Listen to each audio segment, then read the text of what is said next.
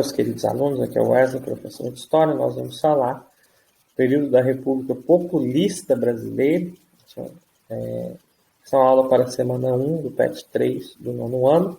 Sejam muito bem-vindos a este terceiro bimestre. Alguns estarão já no ensino presencial, alguns no ensino remoto, mas gostaria de dar as boas-vindas a todos, né, nesse momento que será de grande aprendizagem, nesse momento em que nós estamos avançando aí na matéria. Tratando aí dos governos, né, populistas no Brasil, né, e tratando aí deste período que também pode ser conhecido aí como Quarta República no Brasil, né? Você teve a primeira, que foi lá o começo, né, em 1889, e quando nós tratamos deste período, é um período aí, a Quarta República do Brasil. É um período entre 1946 e 1964, aí são 18 anos, em que você tem uma democracia, um período democrático, podemos colocar aí até entre muitas aspas, né? Mas um período democrático entre duas ditaduras, a ditadura de Getúlio Vargas e a ditadura militar no Brasil. Então, nós vamos compreender esse período entre duas ditaduras, que é bastante importante para entender também o período aí subsequente, que é o período da ditadura militar, né, no Brasil. Então, vamos dar continuidade a isso. Primeiro, para que nós possamos compreender o populismo, nós temos que ter em mente a imagem de Getúlio Vargas como um grande populista, né? Ele é um presidente que melhor expressa essa ideia de populismo. Nós temos aí que ele chega ao poder em 1930 e ele sai somente em 1945. Então, 15 anos no poder, né, da sua ditadura, divididos aí entre 3 períodos, né, e principalmente nós temos aí a questão do golpe do Estado Novo. Muita coisa aconteceu, né, dentro deste período aí de 15 anos, né, dentro da política brasileira, e nós podemos destacar, né, a questão dos direitos trabalhistas, a questão da propaganda política em cima do próprio presidente, né, justamente por causa também dos direitos trabalhistas. Nós temos a construção da ideia de Getúlio Vargas como o pai dos pobres, né? Se você tem talvez um avô ou um bisavô que tem ali os seus 80, 90 anos, muito provavelmente a ideia que ele tem de Getúlio Vargas é uma ideia muito positiva, né? Por quê? Porque a imagem de Getúlio Vargas é uma imagem construída muito positivamente, né, justamente pela propaganda desse governo. Enfim, Getúlio Vargas ele ainda consegue ser eleito, né, entre 1900, né, na eleição de 1950, governa aí até 1954, quando ele tira a sua própria vida.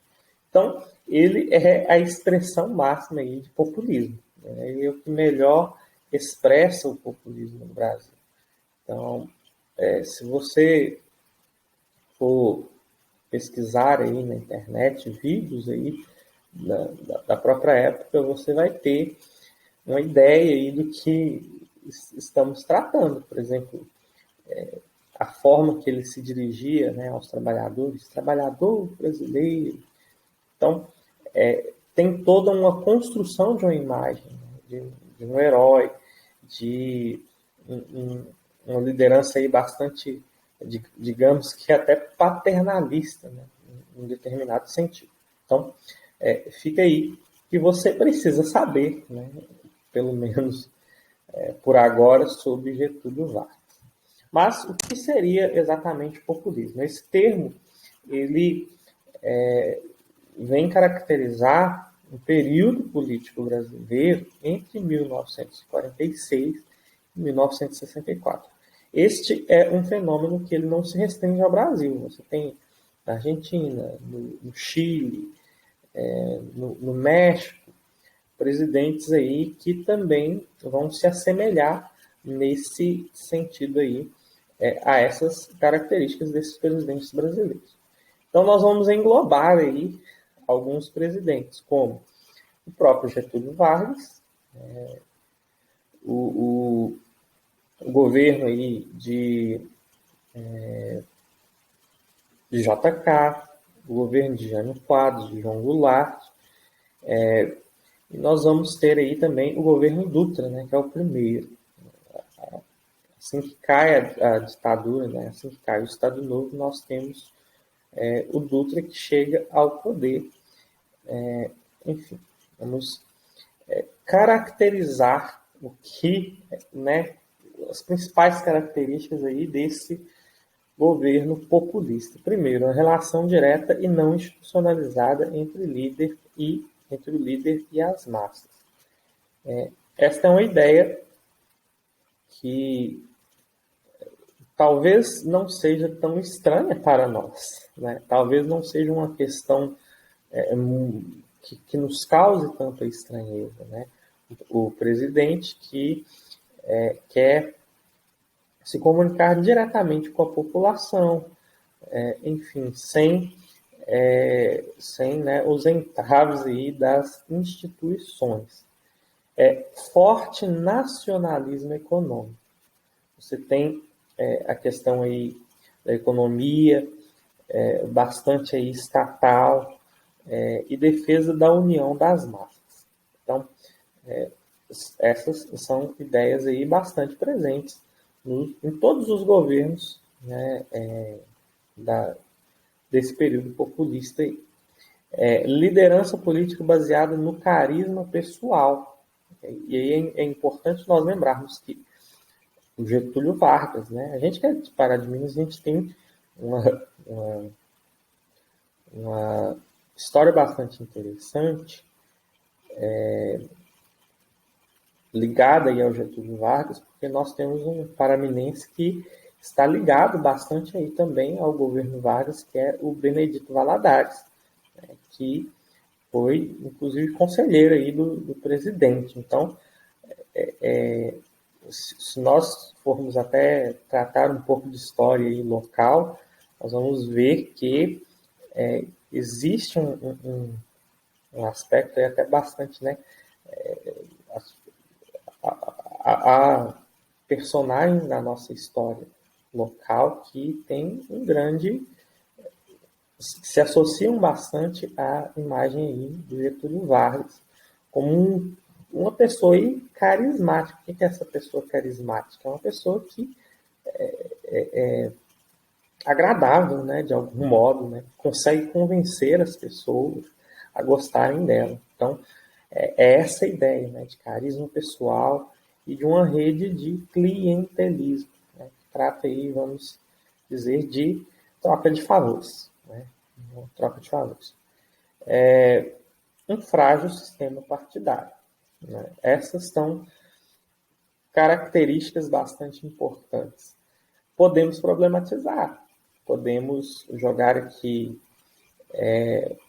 comparações de um passado não muito distante, de um presente,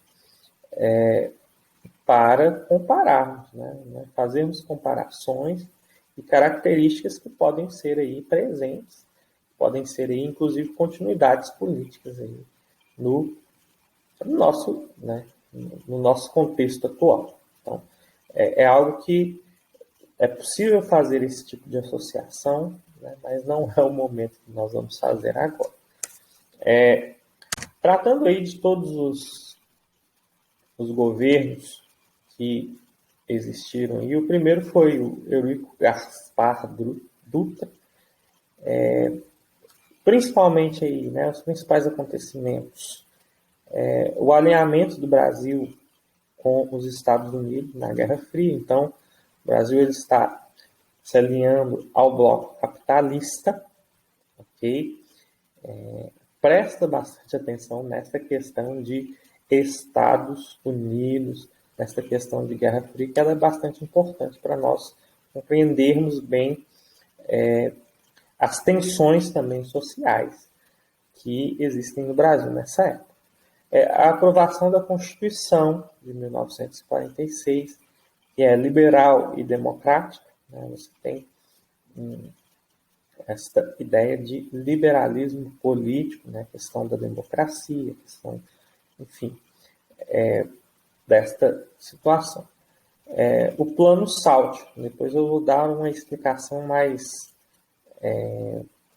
específica aí do plano SALT, mas basicamente é uma sigla que diz de saúde, alimentação, transporte e energia, né? A construção da Via Dutra, que é uma via que liga Rio a São Paulo, e de hidrelétrica São Francisco. Nesse momento, nós temos o Partido Comunista Brasileiro na ilegalidade. Mais um aspecto bastante importante. O medo do comunismo. Né? O medo da implantação do comunismo no Brasil. Este é um elemento bastante importante em 1946. Né? E em 2021 também justifica muita coisa que está sendo dita e feita aí. Justifica entre aspas, né? Muita gente tenta justificar. Depois nós temos aí o Getúlio Vargas voltando ao poder de forma democrática. E ele, eu acho que se tem um presidente no Brasil que deveria ser chamado de mito, é o Getúlio Vargas. O Getúlio Vargas, ele consegue dar 2 golpes aí na República, ele ainda consegue voltar eleito democraticamente. Né? É uma coisa de maluco o que o Getúlio Vargas fez politicamente. Né? Mas, enfim, uma política econômica aí nacionalista, né? O fortalecimento aí das estatais. Então, o Getúlio Vargas ele tem essa forte questão do estatismo.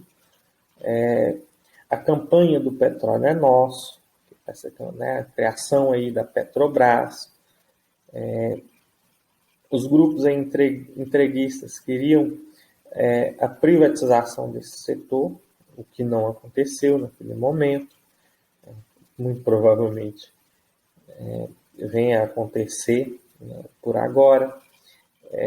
As pressões da elite política e econômica contrária ao nacional desenvolvimentismo de Vargas levam ao suicídio. Né? Aquela fatídica, ele deixa uma carta, né, muito fatídica, né? Eu saio do mundo e entro para a história. Né? E, enfim, Getúlio Vargas, ele suicida-se aí em 1954 e aí nós vamos ter novas eleições. E quem será eleito? Justamente o Juscelino Kubitschek.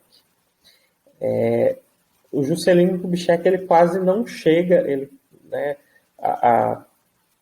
os partidos aí, a UDN, que era um partido de direita, ela tenta dar um golpe aí, ela tenta impedir a posse de Juscelino Kubitschek, com a desculpa que o Juscelino Kubitschek estaria aí mancomunado com o partido PCB, que era considerado ilegal, e enfim. Eles também diziam que Juscelino Kubitschek não teve a maioria absoluta na votação, e realmente não teve mesmo, porém, a Constituição de 1946 não exigia esse tipo de coisa.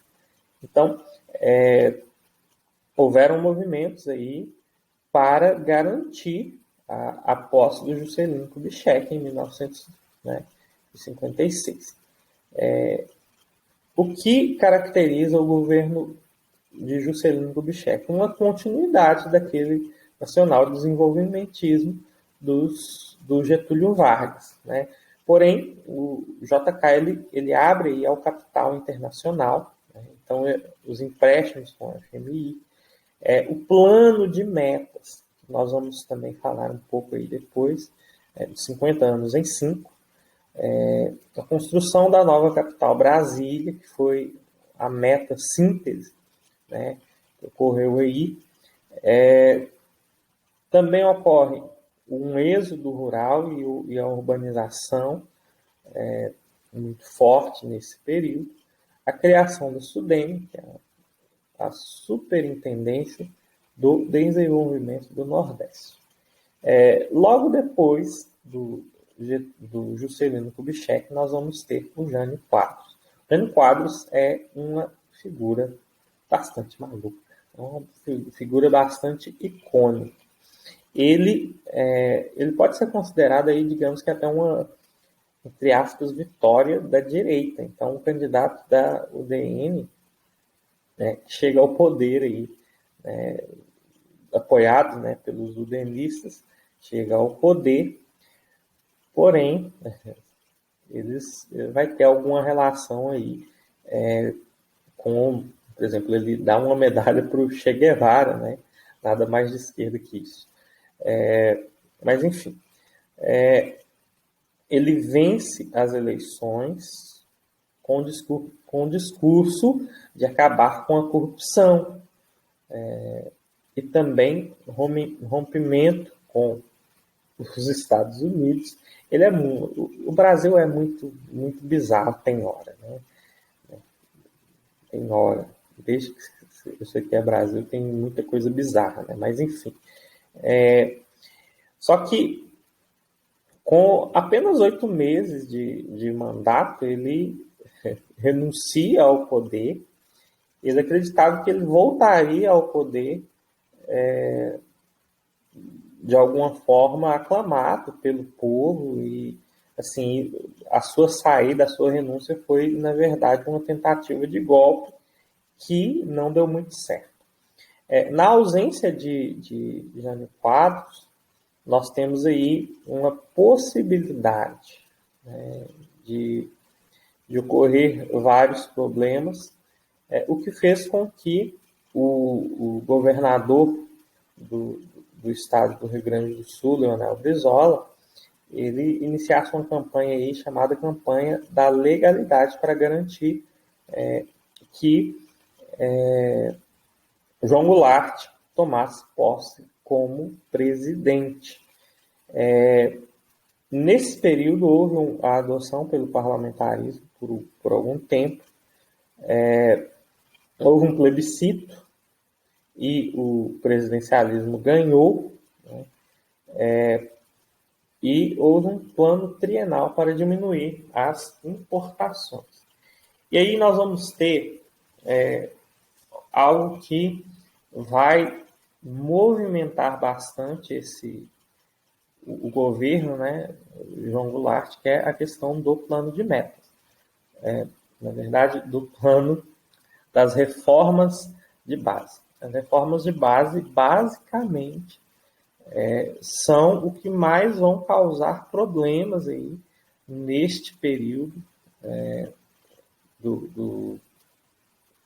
de 1900 entre 1961 e 1964, e que vai, né, causar uma revolta aí nos setores conservadores da sociedade, né, que vão dar um golpe civil e militar em 31 de março de 1964, dando início aí à ditadura militar, né? Quero dar uma esclarecida em alguns planos, né? Deixar aqui para vocês, porque vai ser necessário para as atividades de vocês, o que foram esses planos, né? Que eu fui citando aí durante os governos. Primeiro é o plano SALT do governo Dutra, né? Este plano, ele estipulava aí a priorização de investimentos nas áreas de saúde, S, alimentação, A, transporte e energia. Basicamente é a sigla, né, SALT. Esse plano aí não deu muito certo, ele mal saiu do papel, mas, de qualquer forma, a mudança política e econômica após 1947 refletiu-se num crescimento anual de médio de 8%. Né?